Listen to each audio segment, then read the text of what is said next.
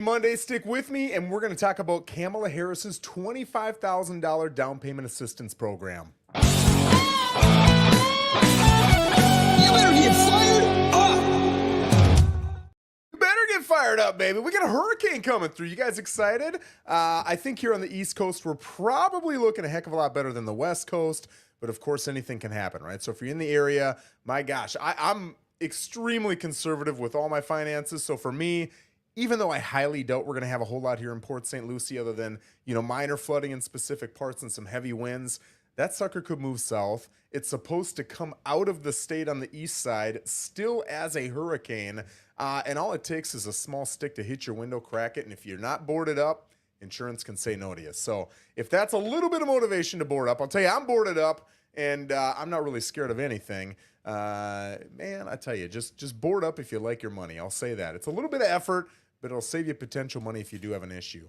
So what's this $25,000 program all about? We've heard it. Not a lot of people, at least in my circle, and I'm in the real estate circles, are even talking about the details of it. So I did a little bit of research. I tried to look at 4 or 5 different websites to get information. Some of the information was a little bit different, so I'm going to touch on those differing items. But number one, it's for first-time home buyers. So if you're not a first-time home buyer, you cannot get it. How do they define first-time home buyer? Not sure.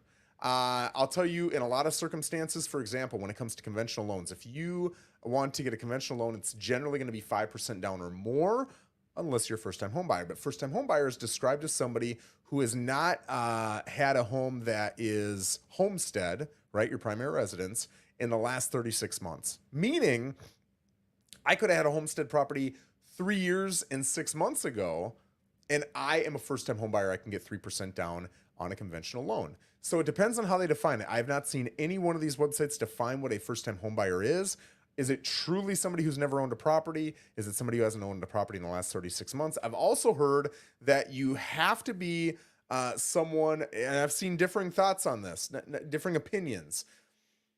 Some say that you have to have parents and grandparents who've never owned a home either to be able to get the funds. Some have said, no, that's not true. Another one said, that's not 100% true, but if you have parents and or grandparents who have never owned, it's going to be more generous in what you're getting. Why is that the case? I mean, I've got my political assumptions, and I don't want this to become political, but I will say it's just important to remember that it may impact you whether or not your parents and or your grandparents have had a homestead property before in their past, right? Next thing, you have to have paid rent on time for the last 24 months.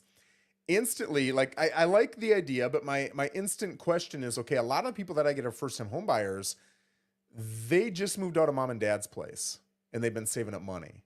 So do they need a rental contract with them? Can you make, like if you don't have a rental contract, can we go back and make one retroactively for the last 24 months to suffice? Does the rent have to be a certain amount? Can it be $5 a month? I don't know the answers to any of these things, but those are questions I would have for this. It's specifically for down payments. So I haven't seen anything dictate for example, on an FHA, it's 3.5% down. So let's use a $400,000 property. That's $14,000. Okay, can I take $25,000 and just put more down on that property, or am I limited to the 3.5? What if I'm unconventional and now I only need 3% down? Does that mean I only get that $12,000, that 3% on $400,000? Whereas if I went FHA, I would get 14. Again, we don't have the details on these things, but those are some questions I would have. There are also some additional parts to this plan. There's a tax credit for builders who build starter homes. Not 100% sure on what a starter home is. Not sure if it applies to all the states, all the builders. Not sure if any builder can apply for it and exactly what that starter home would dictate. But once that bill is signed in, of course, all the details will be in that bill, right? There is a curb on investor purchases of single family homes. So that's one of the concerns over the last couple of years is a lot of these bigger hedge funds, investors, large real estate companies are coming in, buying these homes up that are maybe 300,000 to 400,000, or at least in Florida. In other areas, maybe it's lower, maybe it's higher. But essentially that first-time homebuyer market, and they're doing it really not even paying attention to price. They don't care. They want to own that market So now you have to rent from them and they can raise the rents. That's at least the fear. I shouldn't say that's what's happening, but that's the fear out there, right? So is that happening? I'll tell you, I've sold a lot of homes here in the last, 5 years, let's say, in Florida. And I would say, other than local investors I know who maybe do 5 to 50 sales, I have not seen one contract of an investor come in. And even the guys doing 40, 50 sales a year, they're flipping.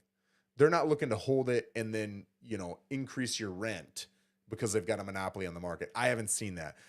I heard somebody say it was 70% of the market at one point. There's no way. And I know I've just got, the Port St. Lucie bubble here in Florida. That's a small bubble compared to the nation. But I read some other reports that said that was incorrect. It's 0.7% of the market. Now, 0.7% isn't zero. That's still a pretty good chunk. When you multiply that by the amount of sales, that's a good chunk of homes that are actually being sold to investors. But I would say that pretty accurately depicts what I'm seeing as 0.7% because I can't remember one. If I did one, it was maybe one or two. We've also got a ban on shared software used by landlords to set rent. That kind of goes back to, I don't know if I quite call that a monopoly law, but you've also got just price setting. They don't want anybody to do that. They don't want us to do that either, right? If you want to be the 4% commission guy, go do it. If you want to be the 8% commission guy, go do it. They don't care. But what they don't want is realtors all colluding together to say our set rate is 7%. Now everybody has to pay 7%. Because none of us bends. They don't want that. They don't care if you're high. They don't care if you're low. They don't care. Because there are people who they're not offering you a lot and you're cheap and you're willing to take all these risks and not get all this marketing and I'm probably going to sell for less, but I'm saving on my commission. Okay, that's cool. And there's people who are like, I want the tip top everything. I want the best guy, the best negotiator, the best marketing, the best price. I want it all, baby. And they're willing to pay a higher price for that on commissions, right? Legally, they tend to say or think, we just don't want you talking in accordance or together in collusion with each other to set prices. So I think this would kind of deter that. I can't imagine anybody thinking that's a bad thing. The last thing sounds good, but I don't like it as a homeowner. I'll tell you that.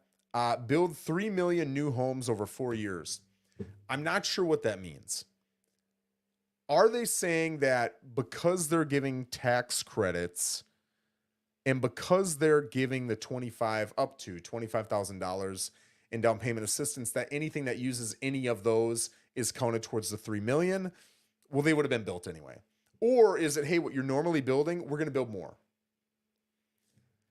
It's stating that they want to put more homes on the market so it creates more inventory. But honestly, inventory right now up to 500,000 in this area, which is kind of like your starter home. We've got 3.5 months of inventory. That's plenty of inventory. There's plenty of inventory, right? 3 years ago, we had a shortage of inventory. If you wanted a 3-bed with a pool, 2-bath, and you want a 10-year-old roof or newer, and you're looking in all of Port St. Lucie, which is enormous, and you've got to be between 350 and 400, you might have had 10 options. And if we went out today, by the time the day ended, 3 of them would have been under contract. That's a shortage of inventory. We don't have that now. And we're tighter in this area than a lot of places around the nation because we got a hot market. We got people flooding into Port St. Lucie because compared to all the bigger cities around us, we are incredibly affordable. So what we're impacting is a hotter market than most markets. But when you look at our 500,000 plus market, I just looked at this, it's 8.5 months inventory. Dude, that's plenty of inventory.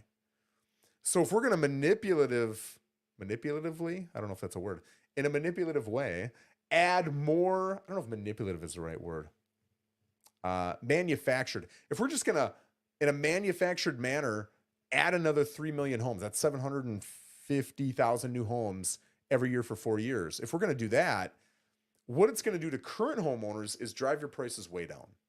That's great for first-time home buyers. It is horrendous for current homeowners. It's horrendous for builders who have to compete with that. And now they got to sell their house for 500,000, 600,000, 700,000. They can't because prices have come down dramatically. It's horrible for anybody who owns a vacant lot. Those vacant lots, prices are going to be driven down. So I wouldn't say it's a good or bad thing.